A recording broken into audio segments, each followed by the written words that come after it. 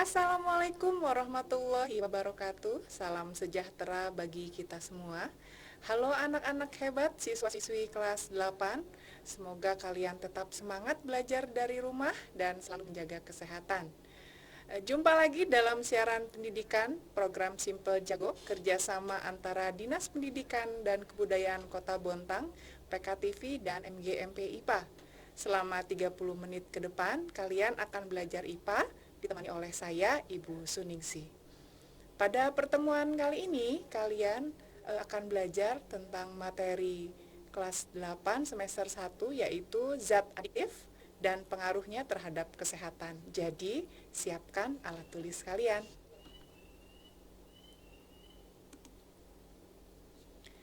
Tujuan pembelajaran kali ini adalah peserta didik dapat menjelaskan jenis-jenis zat adiktif. Yang kedua, peserta didik dapat menjelaskan pengaruh zat adiktif terhadap kesehatan. Adakah di antara kalian yang suka minum kopi? Kalau kalian biasa minum kopi, maka ada saat di mana jika kalian tidak minum kopi, kalian akan merasa seperti ada yang kurang dalam hari-hari kalian. Itulah yang disebut dengan adiksi atau addicted. Dan itu adalah dampak yang dihasilkan dari zat yang disebut zat adiktif. Kafein yang terkandung di dalam kopi akan mempengaruhi kerja tubuh kalian. Jika tidak mengkonsumsinya dalam jangka waktu tertentu, maka tubuh kalian akan seperti kehilangan sesuatu. Kemudian otak akan mengirimkan perintah untuk meminum kopi terus-menerus. Zat adiktif adalah zat aktif yang jika tidak dikonsumsi oleh organisme hidup, maka dapat menimbulkan efek ketergantungan atau adiksi yang sulit dihentikan. Jika sudah pada tahapan terparah, maka menghentikan zat tersebut dapat menyebabkan rasa lelah atau rasa sakit yang luar biasa. Zat adiktif dibagi menjadi 3 kelompok. Yang pertama, zat adiktif bukan narkotika dan psikotropika. 2, zat adiktif narkotika. Dan ketiga, zat adiktif psikotropika. Zat adiktif bukan narkotika dan psikotropika adalah zat adiktif yang menghasilkan suatu reaksi biologis pada tubuh tetapi tidak menghilangkan kesadaran penggunanya. Zat adiktif narkotika adalah zat atau obat dari tanaman atau bukan tanaman, baik sintetis maupun semi-sintetis yang memicu penurunan atau perubahan kesadaran, hilangnya rasa, mengurangi hingga menghilangkan rasa nyeri, dan menyebabkan ketergantungan. Zat adiktif psikotropika adalah zat atau obat baik alamiah maupun sintetis bukan narkotika, memberikan efek psikoaktif melalui pengaruh selektif pada susunan saraf pusat yang menyebabkan perubahan pada aktivitas mental dan perilaku penggunanya. Anak-anak, zat adiktif bukan narkotika dan psikotropika sering kamu jumpai dalam kehidupan sehari-hari. Bahkan mungkin kalian mengkonsumsi makanan atau minuman yang mengandung zat adiktif tersebut. Zat adiktif yang termasuk ke dalam bukan narkotika dan psikotropika antara lain yang pertama adalah kafein. Kafein terkandung dalam kopi, teh, dan coklat. Coklat dan teh mengandung kafein dalam jumlah yang sedikit. Itulah sebabnya beberapa orang dari kalian mungkin sangat suka mengkonsumsi teh ataupun coklat karena dapat menimbulkan efek ketagihan. Kemudian untuk kopi kandungan kafeinnya lebih tinggi dibandingkan dengan coklat dan teh.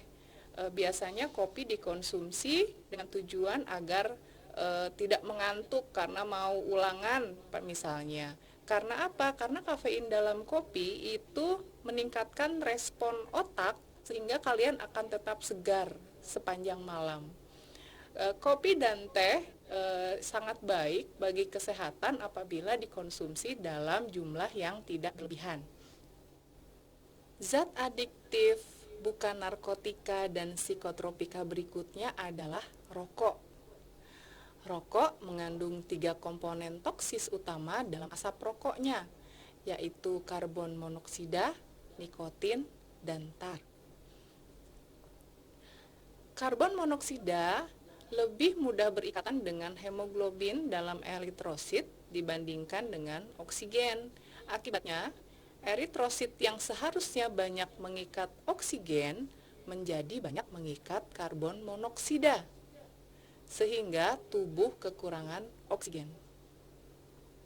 Karbon monoksida ini merupakan salah satu gas beracun yang menurunkan kadar oksigen dalam darah, sehingga dapat menurunkan konsentrasi dan timbulnya penyakit berbahaya. Kemudian, zat berbahaya lainnya yang terdapat di dalam rokok adalah tar. Tar adalah zat berbahaya penyebab kanker atau karsinogenik dan berbagai penyakit lainnya. Kandungan berbahaya lainnya adalah nikotin. Nikotin adalah zat berbahaya penyebab kecanduan atau adiksi karena dia mempengaruhi sistem saraf. Selain ketiga komponen toksis di atas, masih banyak lagi zat-zat beracun yang terdapat di dalam rokok. Misalnya asam asetik, itu biasanya digunakan untuk pembersih lantai. Kemudian ada sodium hidroksida, itu biasanya digunakan untuk penghilang rambut-rambut yang ada di tubuh kita. Lalu ada formalin, bahkan ini digunakan untuk mengawetkan hewan-hewan. Ada lagi zat lainnya yaitu aseton, kemudian kadmium, metanol, urea, hidrasin, toluen, sinamaldehyde, polonium 210, hidrogen sianida, asentanisol, dan sebagainya. Zat adiktif bukan narkotika dan psikotropika berikutnya adalah alkohol. Alkohol mengandung etanol yang berfungsi menekan susunan saraf pusat. Jika dikonsumsi dalam kadar kecil, akan memunculkan perasaan rileks, euforia, atau perasaan bahagia. Tetapi jika dikonsumsi berlebihan, maka akan muncul efek yang lebih bebas lagi, sehingga muncul reaksi yang berlebihan pula dan dapat membahayakan yang meminumnya. Tetapi setelah kadarnya turun, maka yang muncul bukan euforia lagi, tetapi adalah depresi. Alkohol terbagi menjadi beberapa golongan, yaitu ada golongan A, kadar etanolnya 1-5%, biasanya terdapat pada minuman bir. Golongan B, kadar etanolnya 5%-20%, biasanya terdapat pada minuman wine atau anggur. Dan golongan C, kadar etanolnya 20-45% terdapat pada whisky atau vodka. Pecandu alkohol dapat terancam masalah kesehatan, misalnya radang usus, liver, kerusakan otak, sirosis hati, kanker mulut, kerongkongan, dan esofagus. Zat adiktif bukan narkotika dan psikotropika berikutnya adalah zat inhalasi. Zat inhalasi adalah zat berwujud cair atau padat yang mudah menguap. Jika dihirup dapat menimbulkan perasaan enak, nyaman, dan ketagihan. Jika dihirup terus-menerus, zat inhalasi ini dapat menimbulkan efek halusinasi. Yang termasuk ke dalam zat inhalasi antara lain ether, toluena, dan aseton. Biasanya ketiga zat tersebut terdapat di dalam semir, lem, thinner, correction pen, hairspray, dan vernis. Zat adiktif yang kedua adalah narkotika. Narkotika merupakan zat adiktif yang sangat berbahaya. Narkotika adalah zat atau obat dari tanaman atau bukan tanaman, baik sintetis maupun semisintetis, yang memicu penurunan atau perubahan kesadaran, hilangnya rasa, mengurangi hingga menghilangkan rasa nyeri, dan menyebabkan ketergantungan. Narkotika terbagi menjadi 3 golongan. Golongan 1 itu biasanya digunakan hanya untuk pengembangan ilmu pengetahuan dan tidak digunakan dalam terapi. Potensinya sangat tinggi untuk mengakibatkan ketergantungan. Contoh golongan 1 adalah ganja, opium, heroin, dan kokain. Narkotika golongan 2 biasanya digunakan untuk pengembangan ilmu pengetahuan dan juga digunakan dalam pengobatan serta terapi. Potensinya tinggi mengakibatkan ketergantungan.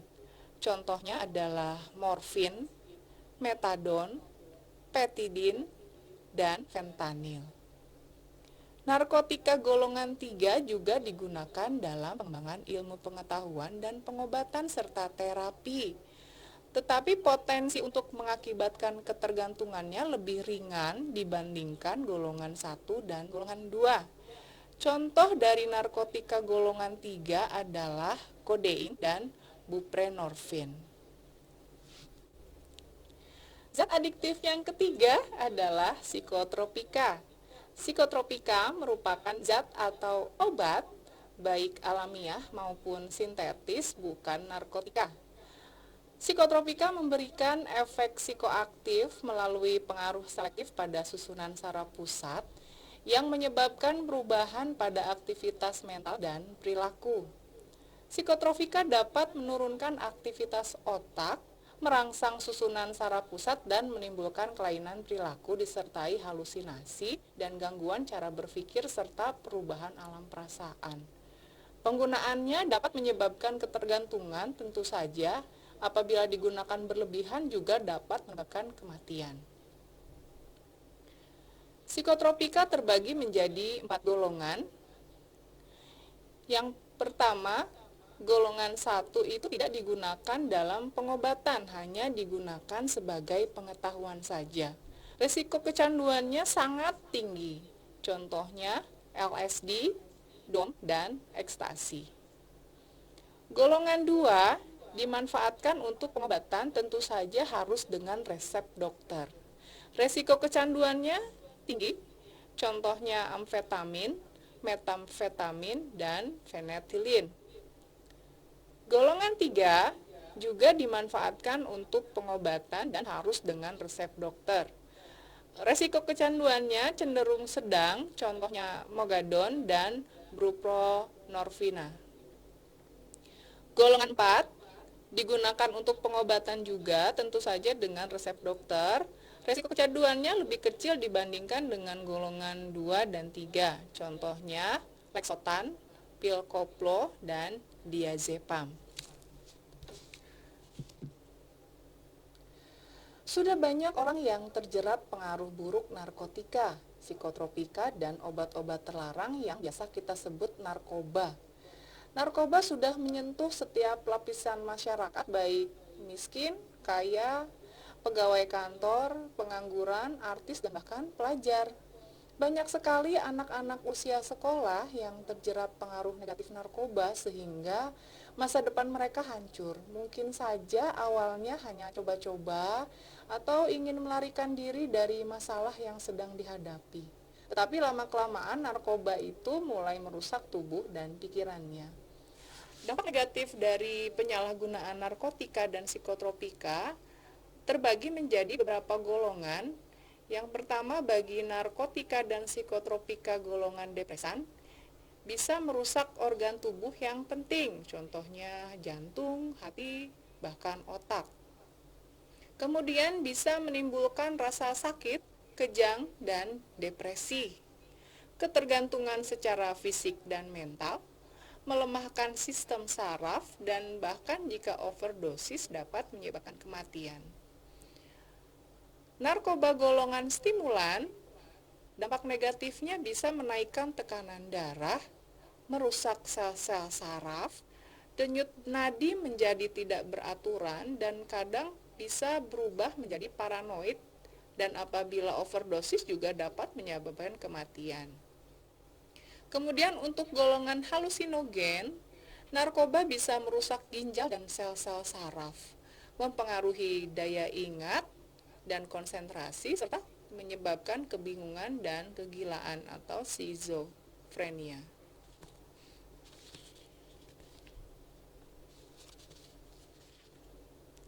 Salah satu cara mensyukuri nikmat Allah Tuhan yang Maha Esa adalah dengan cara menjaga kesehatan dan menghindari zat-zat adiktif yang dapat merusak kesehatan. Jika misalnya kalian sedang menghadapi masalah yang berat, konsultasi kepada orang tua, guru, atau teman yang kalian percaya. Langkah terbaik adalah berdoa, mohon petunjuk kepada Tuhan yang Maha Esa agar masalah kalian bisa selesai. Jangan pernah menyelesaikan masalah dengan narkoba, karena itu tidak akan menyelesaikan masalah, malah hanya menambah masalah baru.